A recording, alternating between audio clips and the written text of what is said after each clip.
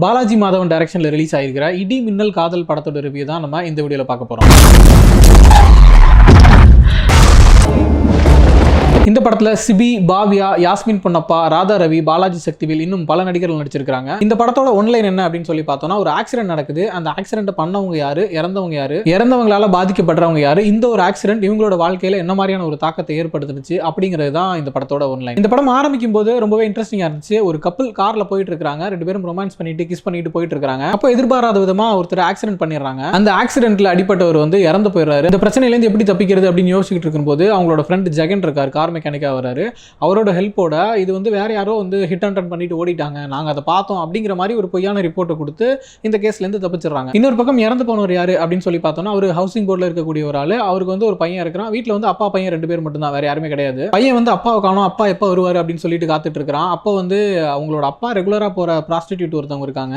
அவங்க வந்து இந்த பையனை கொஞ்சம் கேர்டேக் பண்ணி பாத்துக்கிறாங்க. இன்னொரு பக்கம் இறந்து போனவருக்கு கடன் கொடுத்த ஒரு கொடூரமான வில்லன் கடனை திருப்பி வசூலிக்கிறதுக்காக வர்றான். அவர் இறந்துட்டாரு அப்படின்னு தெரிஞ்சதுக்கு அப்புறம் அவங்களோட பையனை தூக்குறான். இப்படியான கான்ஃபிளிக்ஸ்க்கு மத்தியில அந்த ஆக்சிடென்ட் பண்ணவங்க உண்மையிலேயே இந்த கேஸ்ல இருந்து தப்பிச்சிட்டாங்களா, அந்த அப்பா இழந்துட்டு தவிக்கிற பையனை வில்லன் தூக்கிட்டு போறதுக்கான காரணம் என்ன, வில்லன் கிட்ட இருந்து அந்த குழந்தையை காப்பாத்தினாங்களா அப்படிங்கறதா இந்த படத்தோட மீதி கதை. நான் ஏற்கனவே சொன்ன மாதிரி இந்த ஸ்டோரி லைன்ஸ் எல்லாமே ரொம்ப இன்ட்ரெஸ்டிங்கா இருந்துச்சு. படம் ஆரம்பிக்கும் போது ஓகே கொஞ்சம் கியூரியஸா இருக்கிற மாதிரி ஒரு ஃபீல் கொடுத்துச்சு. அதுக்கு காரணம் வந்து இந்த இன்ட்ரெஸ்டிங்கான மல்டிபிள் ஸ்டோரி லைன்ஸும் அதுல நடிச்சிருந்த நடிகர்களோட தேர்வும் தான். குறிப்பா அந்த ஆக்சிடென்ட் சீன், அதுக்கப்புறம் வந்து போலீஸ் ஸ்டேஷன்ல போயிட்டு பொய்யான ரிப்போர்ட் கொடுத்துட்டு வருது, அந்த சிச்சுவேஷன்ல வந்து ஜெகன் ஹெல்ப் பண்றது, இந்த மாதிரி காட்சிகள் எல்லாமே சுவாரஸ்யமா இருந்துச்சு. இதுல லீட் ரோல் பண்ணி இந்த சிபி எனக்கு தெரிஞ்சதுதான் ஒரு ஃபர்ஸ்ட் டைம் லீட் ரோல் பண்றாருன்னு நினைக்கிறேன். முன்னாடி மாஸ்டர்ல பண்ணியிருந்தாரு, பிக் பாஸ்ல கொஞ்சம் ஃபேமஸா இருந்தாரு. ரொம்பவே நல்லா பண்ணிருக்காரு, ஆளும் பார்க்க ஸ்மார்ட்டா இருக்காரு. தொடர்ந்து நல்ல கதைகள் கதாபாத்திரங்கள் சூஸ் பண்ணி பண்ணாருன்னா கண்டிப்பா தமிழ் சினிமால ஒரு முக்கியமான ஸ்பேஸ் கிடைக்கும். அதே போல ஜெகன் சினிமால ஒரு அதிகமா பார்க்க முடியல, ரொம்ப கம்மியான படங்களா தான் பார்த்துட்டு இருக்கோம். ஒரு நல்ல ஆக்டர், இந்த படத்துல ஒரு சூப்பரான கேரக்டர் சூப்பரா பண்ணிருக்காரு. அவர் ஸ்டைல்ல கேஷுவலா போற போக்குல இந்த ஒன்லைனர் காமெடிஸ் போறது, அந்த மாதிரியான விஷயங்களும் ரொம்ப இன்ட்ரெஸ்டிங்கா இருந்துச்சு. அடுத்ததா யாஸ்மின் பொன்னப்பா, இவங்க வந்து ஆரண்ய காண்டம்ல சுப்பு அப்படிங்கிற ஒரு கேரக்டர் பண்ணிருப்பாங்க. தமிழ் சினிமால ரொம்ப முக்கியமான படம் அண்ட் கேரக்டர். இவ்வளவு நாளா அவங்க எந்த படமே நடிக்கல அப்படின்னு சொன்னாலும் அவங்க ஸ்கிரீன்ல வந்ததுமே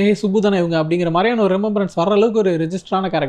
இதுலயுமே ஒரு முக்கியமான கேரக்டர் தான். ப்ராஸ்டியூட்டா வராங்க, அந்த அப்பாவை இழந்த பையனுக்கு வந்து ஆதரவா கூட இருந்து பாத்துக்கிற மாதிரியான விஷயங்கள் பண்ணிட்டு இருக்காங்க. அடுத்ததா இயக்குனர் பாலாஜி சக்திவேல், இவர் வந்து அசுரன்ல இருந்தே நடிக்க ஆரம்பிச்சிட்டாரு. இப்ப கடைசியா குட் நைட்ல கூட சூப்பரான ஒரு பெர்ஃபார்மன்ஸ் பண்ணியிருந்தாரு. இந்த படத்துலயுமே ஒரு நல்ல கேரக்டர் ரீசெண்டா பண்ணிருக்காரு. அதே போல ராதா ரவி அவருக்குலாம் அந்த கேரக்டர் ஒண்ணுமே இல்ல, சும்மா தமாசா லெஃப்ட் ஹேண்ட்ல டீல் பண்ணிட்டு போயிருந்திருப்பாரு, நல்லா பண்ணிருக்காரு. இப்படி நல்ல ஸ்டோரி லைனும் நல்ல கேரக்டர்ஸும் இருக்கக்கூடிய ஒரு படம் வந்து இந்த வில்லனோட என்ட்ரி அப்படின்னு ஒரு விஷயம் வரும்போது தடம் பொருள ஆரம்பிச்சிருச்சு. கான்செப்ட் என்னன்னா, ஒரு ஆக்சிடென்ட் நடந்திருக்கு, அதுல ஒருத்தர் இறந்துட்டாரு, இறந்தவரோட பையன் வந்து தனியா தவிச்சுக்கிட்டு இருக்கான் அப்படிங்கிறது தான். அப்போ அப்பாவுக்கு கடன் கொடுத்த ஒருத்தர் கடனை வாங்குறதுக்காக திரும்ப வர்றாரு, வர்றப்ப அந்த பையனை தூக்குறாருங்கிற கான்செப்ட் தான். பட் ஆனா அந்த கடன் வாங்க வர்றாரு அப்படிங்கிற ஒருத்தரை வந்து பயங்கரமான வில்லனா ப்ரொஜெக்ட் பண்ணி கண்ணா பண்ணால் பில்டப் ஏத்தி அது பாக்குறதுக்கு எதுவுமே ஒர்க் அவுட் ஆகாத மாதிரி தான் இருந்துச்சு. வார்த்தைக்கு வார்த்தை எல்லாருமே அருண் பாண்டியன் வந்துட்டு அவ்வளவுதான், அருண் பாண்டியன் ஐயோ அருண் பாண்டியன் அப்படின்னு சொல்லிட்டு சொல்லிட்டே இருக்காங்க. எதுக்கு இப்படி சொல்லிட்டு இருக்காங்க, அவர் என்ன பண்றாரு எதுவுமே நமக்கு தெரியல. இப்படி சம்பந்தமே இல்லாம ஓவர் பில்டப் கொடுத்து ஒரு வில்லனை உள்ள கொண்டு வந்ததுக்கு அப்புறம் அது வரைக்கும் படத்தின் மேல இருந்த சுவாரஸ்யம் வந்து கொஞ்சம் கொஞ்சமா குறைய ஆரம்பிச்சிருச்சு. இதுக்கு நடுவில் 2-3 லவ் சாங்ஸ் வேற படத்தோட ஃப்ளோவை கெடுக்கிற மாதிரி, படத்துக்கு சம்பந்தமே இல்லாத சாங்ஸ் வந்துட்டு இருந்தது, நம்மள இன்னுமே டிஸ்டர்ப் பண்ணிட்டு இருந்துச்சு. அதே போல ஸ்கிரீன் பிளேல நிறைய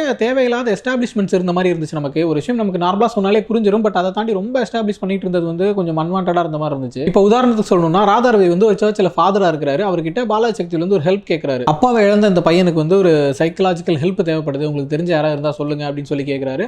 இவரு எனக்கு தெரிஞ்ச ஜூனியர் பையன் ஒருத்தன் இருக்கான், அவன் பண்ணுவான் அப்படின்னு சொல்லிட்டு ஹீரோக்கு கால் பண்றாரு. இப்போ சீன் என்ன வரணும், ஹீரோக்கு கால் பண்ணோன்னு கால் எடுத்து ஃபாதர் அப்படியே ஃபாதர் வரேன் ஃபாதர்னு சொல்றதோட இருந்தா நமக்கு ஓகே தானே, கன்வே ஆயிரும் தானே எல்லாமே. ஆனா அந்த சீன் எப்படி ஆரம்பிக்குது அப்படின்னா, ரூம்ல ஹீரோ தூங்கிட்டு இருக்காரு, ஹீரோட தங்கச்சி வந்து ரூம்குள்ள வந்து டிஸ்டர்ப் பண்ணிட்டு இருக்காங்க, அதை எடுக்கிறேன் இதை எடுக்கிறேன்னு ஹே போடி அப்படின்னு சொல்லி விரட்டுறாரு. அதுக்கப்புறம் அவங்க அம்மா வந்து போன்ல வீடியோ கால் பேசிட்டே வர்றாங்க. யாருன்னு பார்த்தா ஹீரோட கேர்ள் ஃப்ரெண்ட் கொண்டு வந்து கொடுக்குறாங்க. இந்தப்பா அந்த பொண்ணு உங்ககிட்ட பேசணுமா அப்படின்னு சொல்லிட்டு அவரும் தூக்க கலக்கத்துல எடுத்து பேசுறாரு. அந்த பொண்ணு என்னடா அவன் ஃபோன் சுவிச் ஆஃப் ஆயிருக்கு, சுவிச் ஆன் பண்ணு அப்படின்னு சொல்லி சொல்லுது. சரி சரி பண்றேன் அப்படின்னு சொல்லிட்டு கட் பண்றாரு. அதுக்கப்புறம் அவங்க அம்மா ஹீரோ கிட்ட வந்து ஒரு கிண்டல் பண்ணிட்டு போறாங்க, எங்கள்கிட்ட எல்லாம் சலிச்சுக்குவா உங்க கேர்ள் ஃப்ரெண்ட் மட்டும் நல்லா பேசுற அப்படின்னு சொல்லிட்டு. அதுக்கப்புறம் ஹீரோ போனை சுவிச் ஆன் பண்றாரு. அதுக்கப்புறமா ஃபாதர் கால் பண்றாரு. அப்போ ஃபாதர் எடுத்து பேசுறாரு. இப்போ இவ்வளவு விஷயங்கள் எதுக்கு நடந்துச்சு அப்படின்னு நமக்கு புரியல. ஹீரோட ஃபேமிலி சிச்சுவேஷன் என்னங்கிறத முதல் காட்சியிலே காட்டிட்டாங்க. அவர் ஃபாரின் போக ட்ரை பண்ணிட்டு இருக்காரு, அப்பாவோட பிரஷர், அம்மாவோட பிரஷர், தங்கச்சி இருக்காங்க அப்படின்னு சொல்ற விஷயங்கள்லாம் முதல்ல பார்த்துட்டோம். நம்ம இப்படி சீரியஸா போயிட்டு இருக்க கதையில இந்த மாதிரி எஸ்டாப்ளிஷ்மெண்ட் வந்து எதுக்கு தேவைப்படுதுன்னு எனக்கு தெரியல. அதே போல ராதா ரவி வந்து ஃபாதர் அப்படிங்கறது முதல் சீன்லேயே காட்டிட்டாங்க. அவர் சர்ச்சில் இருக்கிறாரு, எல்லாருக்கும் வந்து பிளஸிங்ஸ் எல்லாம் கொடுக்குறாரு, அந்த மாதிரி விஷயங்கள் நம்ம பார்த்துட்டோம். பட் லேட்டரா ஒரு சீன் வருது, பாலாஜி சக்திவேல் வந்து ஃபாதருக்கு கால் பண்றாரு. ஃபாதர் இந்த மாதிரி